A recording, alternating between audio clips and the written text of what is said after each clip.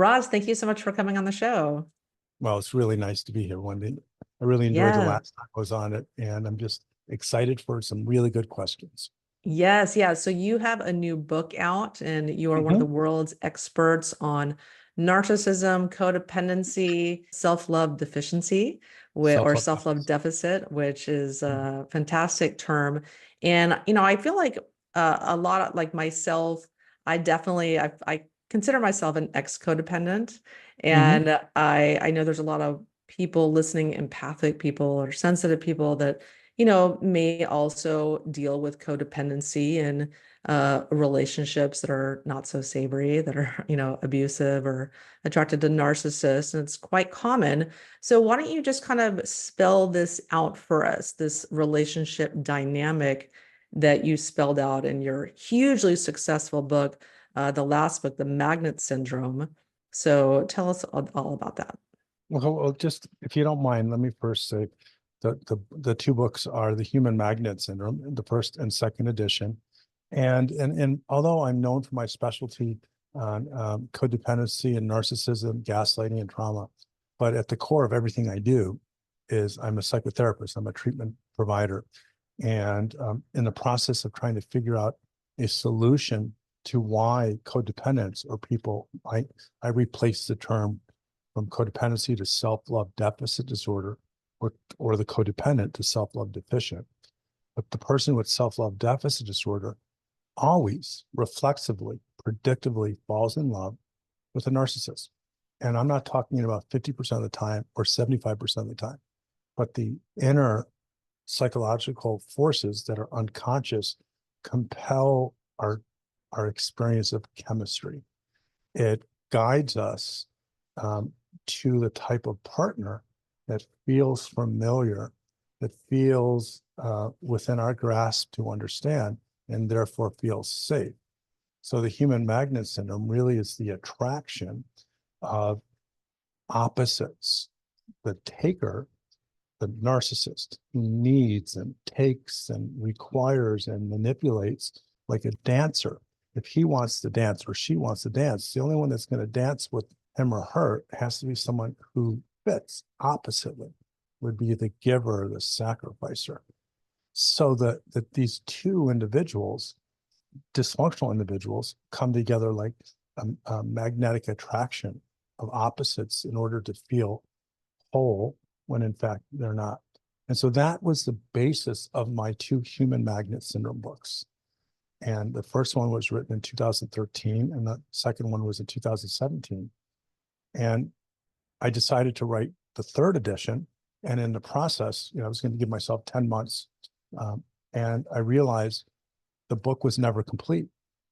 And I wanted to talk about codependency as a whole, to help people understand that the world does not know what codependency is. And I'm not exaggerating. I've been in the mental health field for 37 years. They don't know what the definition is. They don't know what it looks like, and therefore they cannot treat it. They cannot resolve it. They cannot overcome it. So that is when I came up with the title, The Codependency Revolution. Fixing what was always broken was my 4.5-year journey. It took me forever to write this book to tell both the layman and the professional world that what you know is wrong. No one's at fault. No one made a mistake. It's just like any part of science. There's a starting point, and sometimes we just get it wrong. And to explain why it's wrong, to explain why what's wrong has hurt so many people, and then offer updates and solutions. And so that is the thesis, the overriding thesis of the book. And there's so many parts of the book, but hopefully Yeah. that gives you a nice intro into kind of where I am professionally these days. Yeah, and it's so important to talk about this because if you choose the wrong partner, they're going to make you sick. They're going to cause constant stress, which will lead to trauma, which will lead to physical health issues. So it's really important to get this part of your life right, Right. to choose the right partner, and that starts with yourself. Right. And yeah.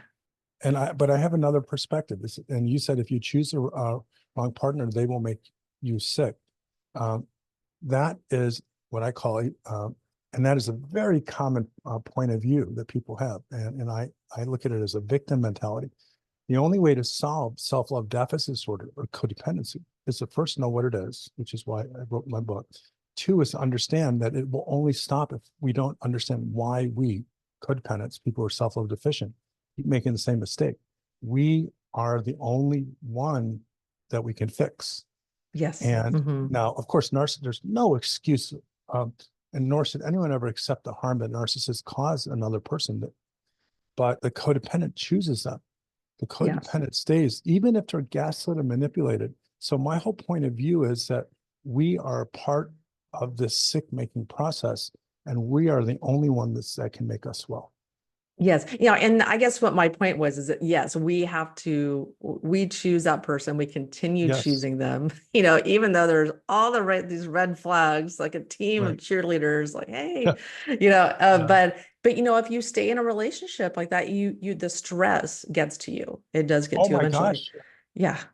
I had, when I was 29, I had spinal surgery. I had horrible back problems that were all physiological. And so I had the surgery, and afterwards I had tremendous pain. And the doctors had no idea where the pain was coming from. They looked at the MRIs, they said, your back's healed. And it was debilitating. I went to the Rehabilitation Institute of Chicago and saw the best of the best. And they had no idea why I was in so much pain. And it was through a series of coincidences and accidents, someone introduced this book to me that was written in the 80s by John Sarno, Mind Over Back Pain. He was a pioneer in the field that basically said, relationship, mental health, emotional problems manifest in the body at its weakest link. They can make us sick.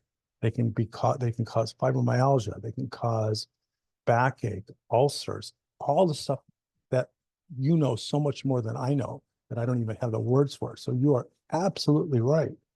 SLDD, self-love deficit disorder, can make a person sick. Yeah. Yeah. And and you're so right that I think a lot of people don't know about codependency, or even like myself, I knew about codependency because I started therapy when I was 12, and, we were talking about all this stuff, for years, but I didn't identify as that. I thought I was like really happy and successful in my business, and I was like helping people and like living my life purpose. And then this, dirtbag comes along and just swept me off my feet. And I thought, wow, how did this happen to me? And so let's talk about that. Like, why is it going to take a revolution to educate people about codependency and change these patterns that people are in, that they're just unconsciously choosing these toxic people? Well, before I do the revolution, answer that. So as you were talking, I was going to say, did you know denial is an acronym? I stole this from someone else. Denial is an acronym. Don't even know I am lying. Until Noah spelled different wrong. But the reason I use that so often, and not as a joke, is that part of being a codependent, part of having self-love deficit disorder, is we don't know what we're doing to ourselves. We don't know that we're sabotaging ourselves. We don't know that we're making bad decisions. We are not doing this to ourselves. And it happens over and over again. And that is why codependency or self-love deficit disorder is so incredibly difficult to solve, because it comes from this unconscious source that if you're going to solve it, first of all, you have to know what it is, which is going to be the answer to your question in a second. And you have to know how to get to it if it's unconsciously embedded in our brain. And three, and how to resolve it. So my book, The Codependency Revolution, the reason I came up with that, what I think is a pretty bold title, is everything has to be changed, because codependency as a concept was created in the early 1970s based upon a not very well understood approach to deal with partners of alcoholics. That is where the concept was born from. The co-alcoholic, the partner of the alcoholic. The Codependency Anonymous, like the alcoholic partners would go to that. And so, meetings. In the 80s, they changed the focus from alcohol treatment and drug treatment to chemical dependency treatment. So then it went the partner of the chemically dependent, or the codependent. And so it is born out of this idea that it's a person who participates in this relationship, who is part of the problem, who is keeping the addict drinking. And that is a very, very accurate concept, but it's not codependency. That's co-addiction. And that's something you need to deal with if you're an addict and you have a partner. But codependency is so far beyond that. And because people got it wrong, you don't really know what you have. There are so many books out there on codependency by really smart people, and they all say something different. They all take about 3 chapters to say what codependency is. If codependency is a mental health disorder, it's like depression or anxiety or post-traumatic stress disorder, it should have a very brief explanation, and then there should be symptoms of it that you have to have in order to qualify for it. But what has been done over the last 30, 40 years, they made it into this personality weakness. And it has caused shame and grief, and it has made codependents feel even worse. So my revolution is to once and for all tell people exactly what it is and every part of it, and then give an idea of how to solve it. So that's why it's a revolution. And that's why we need to relearn something that we tried to get right, but we never did. Yes. And so how does one become a codependent or develop self-love deficit? So let's start there. So self-love deficit disorder, codependency, is, so if you think of a pyramid, the simple way of understanding that is at the very core of it is attachment trauma. You were raised by a parent who had a personality disorder, had a narcissistic personality disorder, was a sociopath, had borderline personality disorder.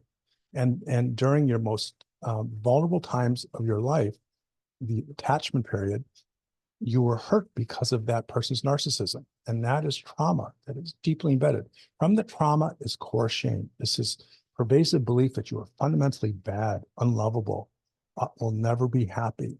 And from core shame is pathological loneliness. It's this bone aching, existential pain, searing pain of loneliness that only goes away if you're in a relationship. And then going up the pyramid is the addiction, codependency addiction, is the compulsion and the need to be in a relationship for the pain to go away. Then at the very top of it is all of the things that we know about what codependents or SLDs do.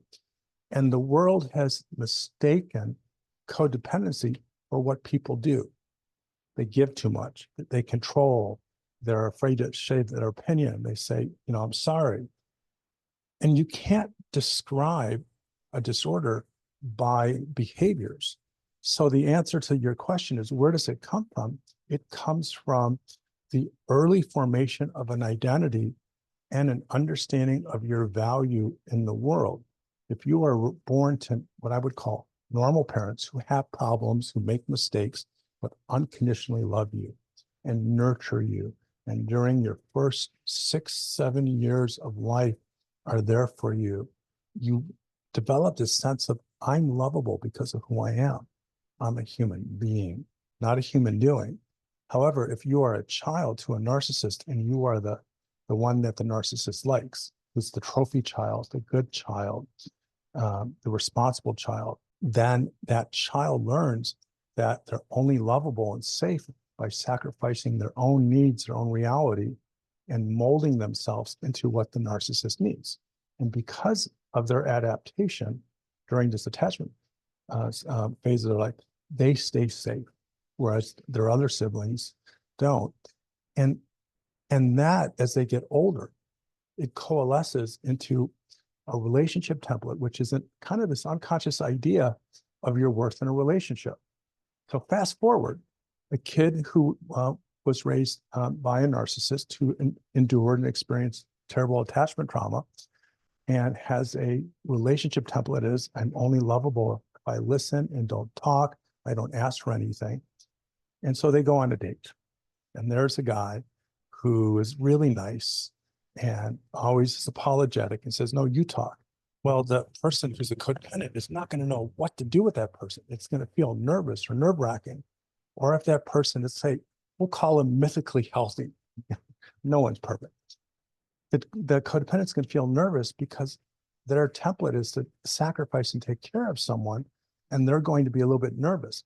But if the person is a narcissist, all they're going to know is that they're going to feel comfortable. They're going to know what to do and how to do it. Codependents aren't consciously attracted to narcissists. It is that unconscious vibe, the chemistry of that bold, sexy, confident, funny person really is a person that needs the spotlight and requires someone to sacrifice. And the codependent's been doing that their whole life. They feel it's familiar and safe. So it comes from attachment trauma, forms your relationship template that informs chemistry and your choice of your romantic relationships. Yeah, that's so eloquently stated. And it's interesting because, even say for me when I was dating, I know what a narcissist is. Oh yeah, me too. I read books on it. Like I know what they look like. I know how they act and how Yeah, they tick, and they're like a little hollow shell. There's nothing to them except a little outside that they're barely holding together. And yet I yeah, still chose one. And I think yeah. that it's just crazy to me. And I've had several relationships with narcissists, with varying degrees. I guess on a scale of 1 to 10, there's really bad ones, and ones that Yeah, not different. aren't as toxic. But they're, so tell us, what exactly should we be looking for when we want to avoid a narcissist, or just to spot them?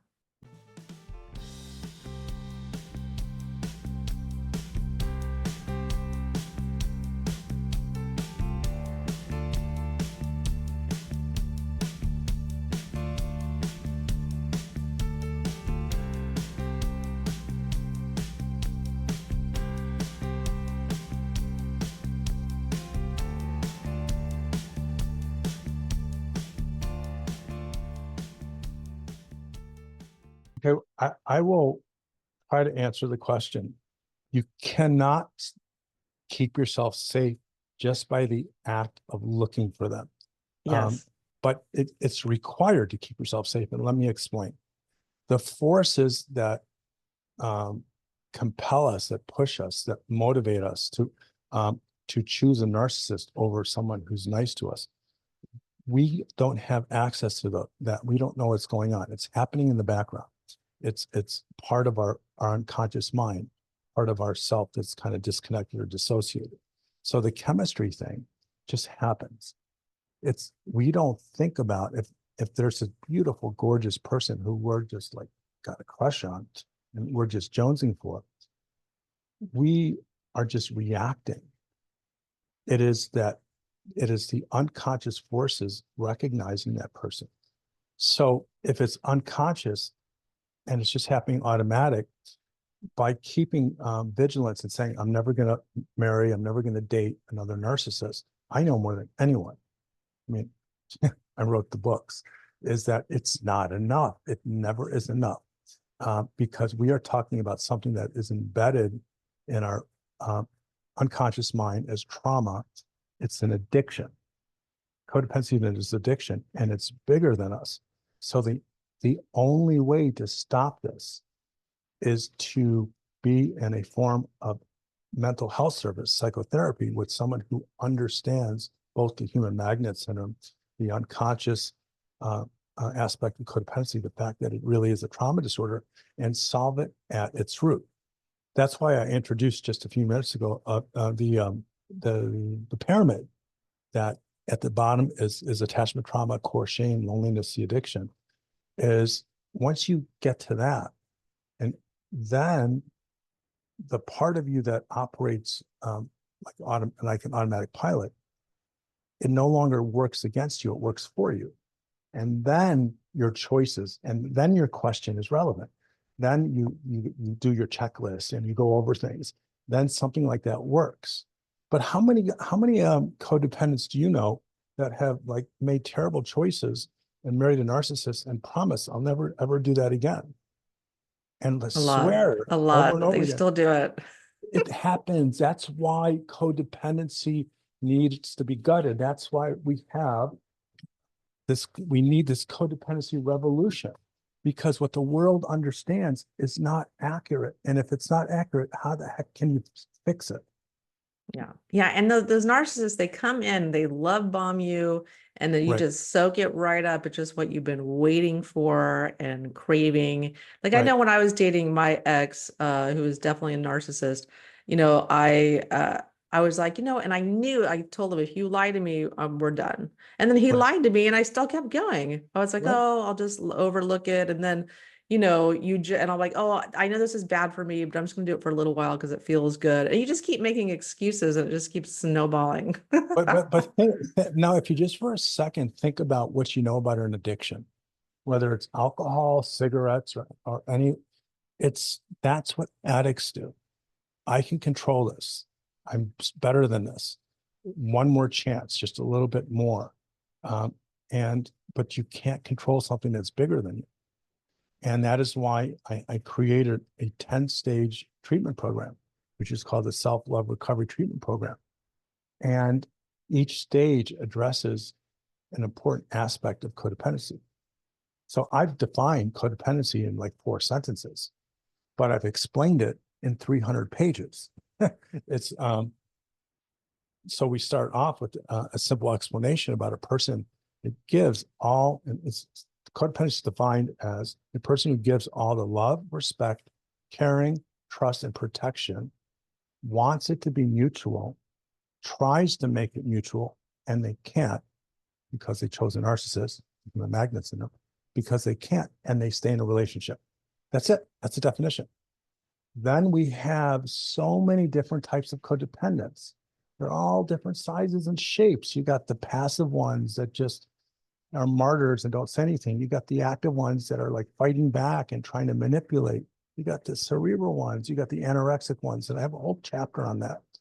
But if you understand the basic definition of it and understand that personality and all these other attributes are independent, then the psychotherapy or the treatment for it can be focused. Because if your focus is on don't date someone who drinks too much, don't date someone who talks too much. Well, the focus has to be on the problem. The codependency is giving all of everything and not being able to leave a relationship despite your loneliness and your emptiness. Yes, yes. And so are there any other like symptoms you could list about what self-love deficit looks like or Mhm. codependency looks like so people can have kind of identify themselves as as codependent? Absolutely. But I want to say it's so important, and I'm going to give the symptoms, is to not get lost in the symptoms because codependency looks different depending on your personality type. Yeah. So you have to ask yourself, in your important relationships, who gives most of the love, respect, caring, trust, and protection, LRCTP? And if you do, and no matter what you do, you don't get it back and you stay in, that is the most important set of symptoms because that's the core, that's the heart of the problem. Now, so I can say to you that you say sorry too much. You apologize for other people's mistakes. You smile when you're sad. And you are always volunteering. You have bad boundaries. I can list so many different symptoms, but the symptoms are more connected to the codependency personality type. Like, for example, the active codependent, they fight and argue and they can be manipulative. Most people say, well, that sounds narcissistic. No, it's not. Um, because that person stays in relationships where they give all the LRCTP away and don't get it. Well, what about the person who I call is a cerebral codependent? They're reading books. They're always in therapy. They're going to workshops. They're going to retreats. They're always have their mind stimulated and self-help.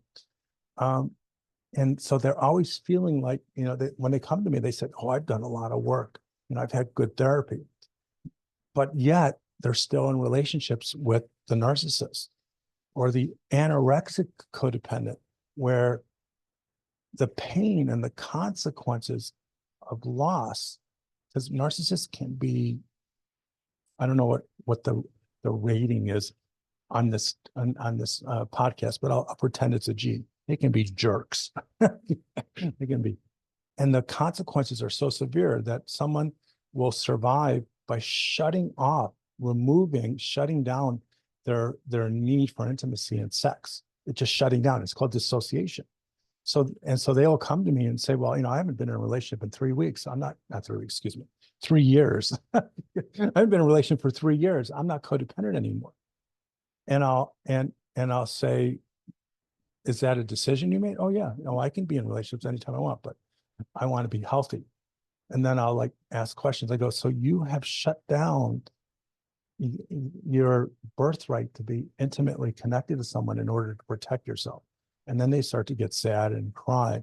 And so what they did was they came up with a solution to avoid all relationships in order to control something. And that's a sacrifice of part of their humanity.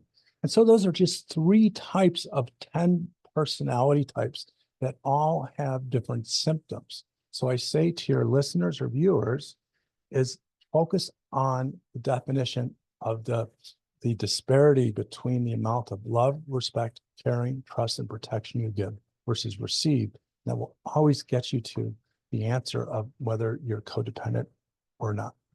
Yes. And also you mentioned the loneliness, the avoiding Right. loneliness is so key, because why else would you stay in an abusive relationship or neglectful, or someone who won't talk to you about the problems and is not interested in your well-being at all, except for avoiding being alone, Right. Can you talk When about I that? when I came up with the term pathological loneliness, it's like the world caught on fire, because I've been talking about this 13 years. And I got a YouTube channel that's been viewed 28 million times. I got a podcast that's got my self-love recovery podcast. It's got a lot of followers. So all SLDs, codependents, experience bone aching, painful pathological loneliness when they're not in a relationship. And if we look at codependency as an addiction, it is then the withdrawal symptom. The drug is a relationship. So the pain of loneliness is so bad, you need the pain to go away, and you find a person in a romantic relationship. Codependents are not addicted to narcissists. They're addicted to relationships, so the loneliness goes away. And that loneliness is what I call this existential pain and searing pain that you don't feel alive unless you're with someone. And because of your broken picker, as my therapist once told me, you're always going to pick a narcissist. And the loneliness goes away. But of course, then you're in pain and all the codependency relationship stuff. So this loneliness is a scourge. And once I created that term, that explanation, and tied it into the addiction, all of a sudden therapists had an explanation for why their clients will stop dating narcissists and complain and complain and complain and talk about being so lonely. And then they'll meet someone. It is like they fall in love with the intensity of like crack cocaine, because that loneliness goes away and they're rescued from their pain. Except eventually, of course, that love cloud dissipates and the narcissist masks come off, and so goes the happy, loving excitement phase. Yeah, yeah. And also you described it as an addiction, as self-love deficit or codependency as an addiction. Can you talk about kind of the chemicals and like the cycle of abuse that people can get really wrapped up in, and they're really addicted to the chemicals as well? Okay, so if we look at an addiction, all addictions are represented in our brain. And that's a hard thing to understand, because we're not conscious of the part of our brain and the neurochemistry and the hormones. We're conscious of ourselves, our ego. It's just a human nature. But if you're a gambling addict, a sex addict, an alcoholic, and you are an addict, if you think about alcohol to the alcoholic, the pleasure center of your brain lights up and there's this intense desire and craving to fulfill that desire. And that is energized by a chemical, a neurotransmitter called dopamine. So dopamine is the neurotransmitter that takes charge of our pleasure center. It's the chemical of anticipation. So a codependent who has withdrawal symptoms of loneliness, a person who's addicted to cigarettes has withdrawal symptoms of anxiety and constant cravings for a cigarette. An alcoholic shakes but for loneliness, and that all of a sudden you see someone who can take the loneliness away. It's like the gambling addict seeing a casino, the alcoholic seeing a bottle of booze, the sex addict seeing a prostitute. That part of the brain just lights up and it says, well, I want some, I want some, I want some. And it commandeers our thought processes, which is another part of the brain, which is just the way we think. And next thing you know, the alcoholic reaches for a bottle. The codependent says yes to a person that is obviously narcissistic. And then the pain goes away. You know, you think of the movie of the heroin addict says, I'm not going to use it, I'm not going to use it, I'm not going to use it. And next thing you know, they go, you know, F it. And they stick the needle, and then you see them just kind of go back. And they're like unconscious. And then they wake up feeling bad. Well, codependency is like that, except it's stretched out for a long period of time. You are filled with this immediate sense of euphoria and relaxation and happiness. And then the consequence of your choice takes root, and you realize, you know, oh no, you did it again. And you either continue because you relapse, or you try to stop and you feel really bad.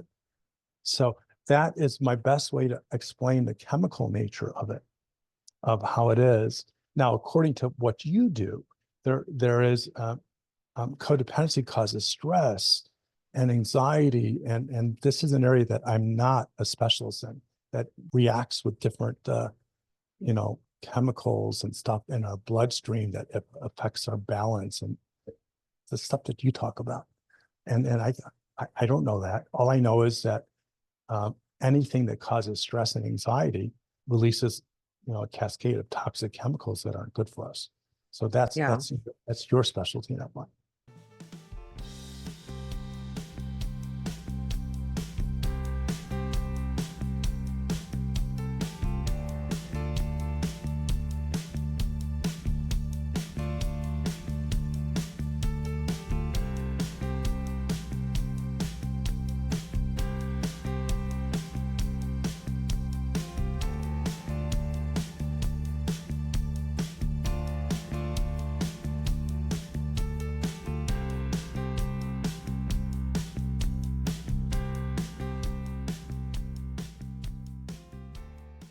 You know, going back to what are you talking about with the chemicals, the drug chemicals and whatnot, you know, when kind of like you're in that cycle, the narcissist knows if they withhold their love or withhold their attention or just stop talking to you, just kind of completely invalidate you or ignore you for a couple of days, you feel that pain. You just want those crumbs, those breadcrumbs. They just kind of flick at you.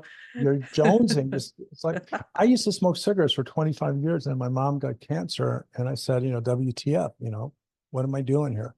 And so it's been 17 years and I haven't had a cigarette. But there were so many times I would quit and I'd just have one puff, just one puff, just one puff.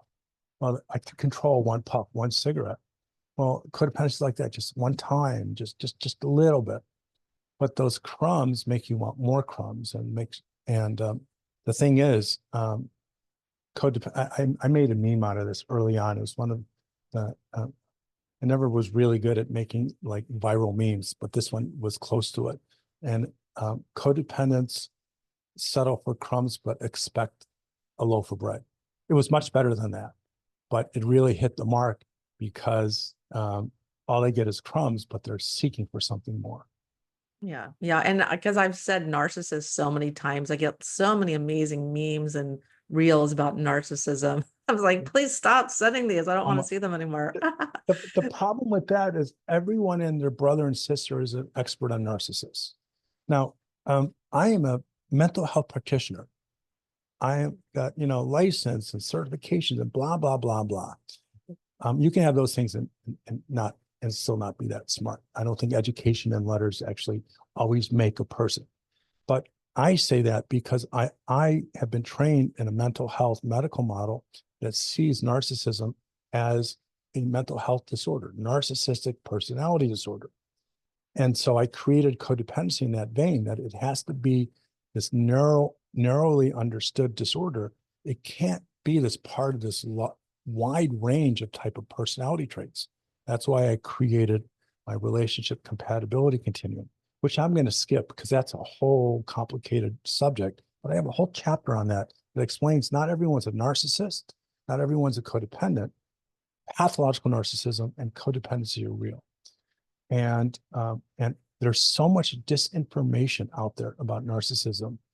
And I feel bad because everyone finds those videos as the most enjoyable because it validates the pain, but it doesn't show them solutions or point to the only solution to this self-love deficit disorder thing, this codependency thing, is not to know about narcissists, but to know about why you're attracted to narcissists and why the part of you keeps putting you there that you can't seem to stop. That's the information people need, I believe. Yes.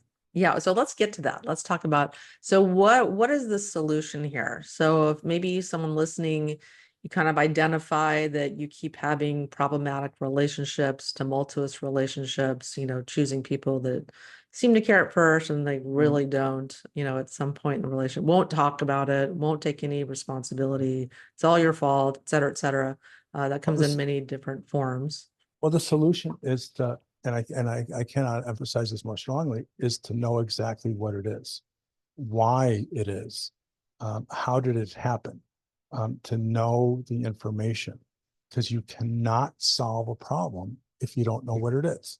So, you got all these old treatments, 100, 200, 300 years old, that never worked because science had yet not created an understanding of the problem. So people are trying to solve codependency, and yet they don't know what codependency is, which is why, and I'm not saying this to sell my books, but why it's important to be a part of this revolution, understand what it is, and then find a treatment practitioner, a mental health treatment practitioner that understands the trauma basis of codependency and has the ability to bring a person to that trauma. You can't do that with normal talk therapy because the trauma is embedded in the part of our mind that is offline, just like post-traumatic stress disorder. The brain takes it offline and puts it somewhere else so it doesn't have to remember it, but it's still back there. So I created a 10-stage treatment program. I call it Self-Love Recovery Treatment Program. And I have a lot of educational videos for both professionals and the general public to understand how this treatment works and what you have to do. And those are available at my website at selfloverecovery.com. But the answer really is to get into treatment. If there is a program similar to mine or someone who can access the disassociated trauma and then integrate that into someone's conscious mind so that you can help the codependent heal, that's the solution. And that's why I provide my psychotherapy or treatment, and that's what I do for a living. I'm known as this expert on codependence and narcissist. No, what I do is I help people heal and overcome what most people don't even know what it is, let alone what to do. Yeah, because I'm definitely a testament that regular talk therapy doesn't really work that great because for this issue, because I was in therapy for 10 years, over the course of my life, and still was dealing with these relationship issues, even though maybe you can become they can help you navigate certain issues or help you communicate better. You can figure out what's going on with you or how how your behavior is tied to your family, you're still not getting to the core of the issue. Well, that is why I wrote my book, The Codependency Revolution. The world has it wrong. It's not like I'm trying to sell some infomercial and buy this because it'll peel a potato faster, or, you know, take wrinkles off your face, or whatever. I'm making this stuff up. But no, people have it wrong. And so talk therapy cannot solve a problem if you think the problem is about self-esteem, about boundaries. Those are symptoms. Remember the pyramid. That's the top. You got to get to the trauma, the core shame, the loneliness, and the addiction. And if you go to an eating disorder clinic, people are trained in eating disorders. They are trained in, where does it start? It starts in childhood, because you live in a family where everyone controlled you and you had no control. And paradoxically, your starving yourself was a form of control. And so that's where they do a big part of the treatment. They don't, it's just not dietitian or dietary work. Well, analogous to that is codependency. Now, with my help, we understand what this problem is, and that informs us on how to solve it. And talk therapy doesn't work. It's never worked. And there are millions upon millions of people that have died, broken codependents, because no one knew the problem and created a treatment program for it. Yeah. And it's never too late to work on this stuff. Like my mom did a lot of work, and then she at Sure. 65, she got married to an amazing man that treats her amazing now. And I'm so happy for her. So it's never too late, no matter what age you are, to start working on this and find a partner who reciprocates, who gives as much as you give, loves as much as you love. George Eliot said this, I think somewhere in the 1800s, late 1800s, I don't know, but a long time ago, said, it's never too late to be the person you should have been. One of my all-time favorite sayings. I've worked with clients in their 70s, and I work with clients who are in their 20s, except the 20s doesn't really fit the saying. But just the range, everyone has an opportunity to solve the deeply embedded and invisible pain and trauma that fuels, that drives our broken picker. Or as my therapist once told me, falling in love, what do you say, Ross? The problem with you is you fall in love with the same woman, but with a different face. Mm-hmm. We're like, but they seem different. Yeah, it's weird because, you know, narcissists can come in a lot of shapes and sizes. They can come super generous and buy all kinds of stuff for you, or they can love bomb you and, you know, have this unbelievable sex, or they can be super kind and caring, or spiritual, very, very spiritual and religious and whatnot. And it can throw you off because you think, oh my God, I found this amazing guy that is like what I've been looking for. But so they come in a lot of different shapes and sizes. So it can be hard to identify a narcissist. Well, it's hard to identify them if you're an SLD or codependent, because you're blind to it. But, you know, that is why I created the term. Actually, I didn't create the term pathological narcissist. That term's been around, but I use that term to explain the type of person codependents fall in love with. And that is either someone with a narcissistic personality disorder, a borderline personality disorder, or antisocial personality disorder. And then there's subcategories like covert narcissism. That's narcissistic personality disorder with sociopathic traits. And so there's different types, but they're all connected to a specific disorder that we understand in the mental health field. Yeah. And they're all personality, I should say. Yes. So let's talk about, like, what are some of the first steps? So when someone, say, maybe they've kind of had a little bit of a light bulb moment listening to this podcast, and they think, maybe, you know, I haven't had any successful relationships, and they end bad, and, you know, the first step, again, I and I'll say it until my face turns blue. Where did I hear that saying? Okay. It's funny how a saying just come up. It's out of my childhood, but I'll say it, and always is, you have to know what it is. So my book's The Human Magnet Syndrome, and for the most part, the Codependency Cure. They don't talk about my treatment program. My treatment program is talked about in the educational videos I sell online. But I've sold about 175,000 of these books, and people tell me all the time I saved their life. And yet it's not treatment. It's because it opened their minds to what they were blind, that they didn't know. It gave them an idea of how much they were living a nightmare, and they could identify it and try to get out of it and seek help. So the first step is to understand who you are, why you are, and the problem in narcissists. And that is get my book. The second step is to get into treatment that addresses the foundational causes, not the symptoms, not the top of the pyramid, but the psychotherapy that can get to the attachment trauma and the core shame.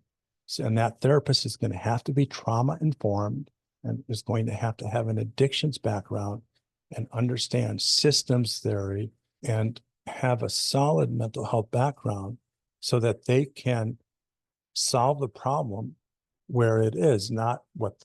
So the client doesn't know where it is. So the therapist has to know where it is so they can help the client get to it. Yeah. And And so, about how long does that take? How long does that recovery period take? I'm sure it's different for everyone, but just ballpark. so the treatment program, the self-love recovery treatment program, takes between 9 months and a year and a half. And we're not talking about just regular talk therapy. We're talking about by the third month, people's lives change. Everything changes. In fact, it is really common for my clients within the first month, they start to change. And I'm not saying it's a cure and it works that fast, but they get hope. They have a picture of a future. And it's very common that the narcissists get really upset. They do, and I tell my clients, do not tell your narcissist partner about me and my book, because they're going to read it and they're going to sabotage it, because they're going to be threatened by it. And they all kind of say the same thing, that the narcissist either gets worse, nastier, or gets nicer as they enter the treatment, because they get nervous, because narcissists need you to not have hope and feel, in constant despair and weak. And once you have hope, they lose their footing.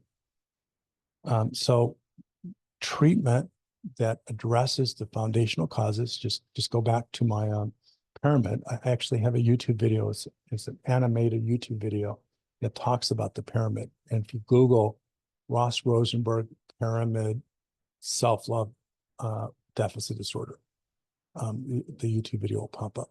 That just in like 5 minutes talks about it. Get to that, your life will change.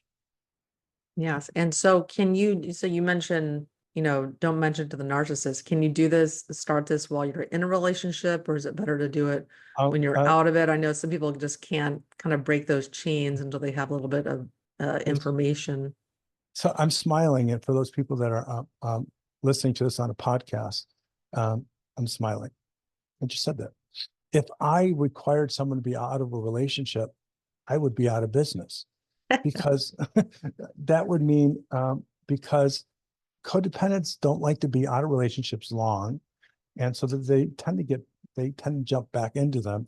No, most of my clients come to me when they're in a relationship, and they're like, they wake up one day and realize, their life is turned to a piece of coal.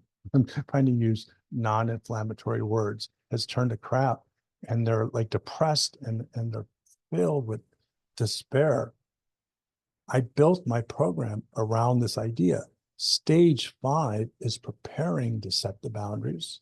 Stage 6 is executing the boundaries. So even in the program, it assumes you're in a relationship, and it does not want to have the codependent move too quickly, because if they do that before they've created a healthy foundation, they're going to relapse and then fall prey to the next narcissist, the next soulmate who turns into a cellmate. Yeah. That's my dad's quote. I love that. A soulmate that turns into a cellmate. That's so good. Yeah. And it's also the narcissist doesn't want you to leave either. I think it's Of course difficult not. to leave a narcissist. Like my last relationship, I had to leave without giving notice. I left, And it took the person a month to move out. I said, I'm never coming back. So you just have to leave. And I was like, I'm going to be gone until you're gone. And that was I couldn't do it. I couldn't have a conversation. This isn't working for me. I think you need to move out. That was not happening. Right. So they have a vested interest in your supply, Absolutely. attention, money, whatever you're giving them, a place to live, a pool that they like, or whatever it is they like that they're with you for. They're not leaving. It's not going to be an easy split. So you have to kind of have a strategy, and certainly you help with that. Well, let me add to that. So you're absolutely right. Bingo, right on. In addition, they have worse pathological loneliness and they have the same addiction. They're just much better at manipulating people. So that is why I created this article. It's on my blog. It's the 15, this is not the title, but the 15 things narcissists do to sabotage a breakup. It's like a dog that you fed table scraps its whole life, and the vet says, stop doing it. Well, that dog will do everything and anything and not stop and try to wear you down. And so the narcissists are going to feel like you're taking away their oxygen, their life source, and they will do anything, as far as in some cases attempt suicide, beg, go to therapy. And narcissists don't like therapy. Promise to stop this or to do that. They will cry and talk about their abuse. So that is why I wrote that article, to prepare people for all the different ways they try to break your resolve, so that you will take them back. Yeah, mine tried everything. He was in pain, then he was in the hospital, and then this, and then my son, and then what am I going to do? Where am I going to live? And all this stuff. I was like, I did the gray rock thing where I only said one thing: you have to move out May 30th. That's the only response I had. Yeah. You're probably very, very clear. You're probably using my observe, don't absorb technique and not even know it. But it worked. It worked. Yes. So tell us again what your website is, your book, where we can get it. Well, it is The Codependency Revolution, Fixing What Was Always Broken. The website is selfloverecovery.com. Write us an email at help@selfloverecovery.com. And if you would like some of my educational resources, inspirational work, or you would like to work with me in psychotherapy or my treatment program, just drop us a line and we'll do our very best to help you. Ross, thanks so much for coming on the Meyers Talks podcast. Love having you on because, I think it's so important. I know so many of you guys listening are, cerebral types like me and always learning and want to learn about your health and improve your health. And one of the best things you can do for your health is choose a healthy partner that doesn't stress you out all the time and make you sick. So you got to get this part right too. And you have so many great resources and tools for people to do just that and put them on the right path as quickly as possible, because talk therapy is like the long, slow road to China. So thanks so much for coming on. And everyone, thanks so much for tuning in every week to the Meyers Talks podcast. I'm Dr. Wendy Meyers, and just love doing this show for you guys to help, give you all those pieces of the puzzle that you need to feel good, because you deserve to feel good. You deserve to have good health. So thanks for tuning in. And thank you, Wendy. It's been a pleasure.